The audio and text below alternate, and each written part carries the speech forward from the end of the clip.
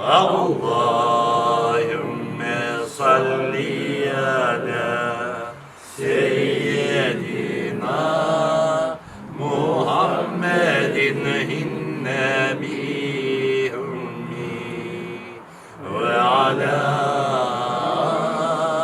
alihi ve sahbihi ve sellim. 46 yıl evvelsi mana bugün 28'ine can vergendi. Mına 46 yıldan beri halkımız ana babamızı çok sağ olsunlar. Allah razı olsun onlardan. Herkes bir kimse unutmayın. Bir daha öleşiler, facialar olmasın bizim millette. Bu adam bu bizim en birinci kahramanımız. Buna bu adamga bekim abideler koymak gerek. Yaş ballarga getirip tarif etmek gerek. Bizim milletimizin Kırımga kaytkan, nasıl kaytkan, kıyınlıklarının, ölümlerinin.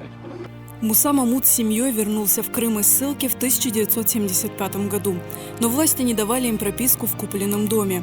В отношении него и его жены возбудили уголовные дела о нарушении паспортного контроля. 2 года Муса Мамут провел в заключении. Но едва выйдя на свободу, он получил новое уголовное дело. 23 июня 1978 года в знак протеста против произвола властей совершил акт самосожжения. Эта трагедия потрясла как крымско-татарское общество, так и всех, кто был неравнодушен к судьбе нашего народа. Об этом писали журналисты и правозащитники, а поэт Григорий Александр посвятил ему поэму «Факел над Крымом». В память о самосожжении Мусы Мамута в селе Бештырек на могиле героя каждые 5 лет в день его смерти проводили молебен. Bundan o güne bizler 5 yıl kaydededik duadan. Şimdi ise aytayık men boynuma aldım. Kısmet olsa bundan bir yana bizler 28 iyun günü her yıl duadan ağmak rahmetli Musa ağayı. Муса Мамут был не первым крымским татарином, кто пострадал от произвола властей, пытаясь вернуться на родину. Но его имя навсегда останется в истории нашего народа за то, что он решил заплатить за право остаться здесь самой страшной ценой своей жизни.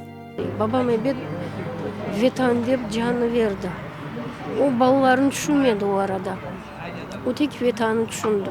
Bizim milleti korlaylar dedi. Anam айтқанды, юр Мұса кетейік buradan dese, men gitsem dedi. Олар bizim халқа да зияде қылынacak var dedi. Yok dedi, men ölsem de birden gitmem dedi. En bu koydan gitmem dedi. Öyle de oldu, ana kaldı. Mezarda mında.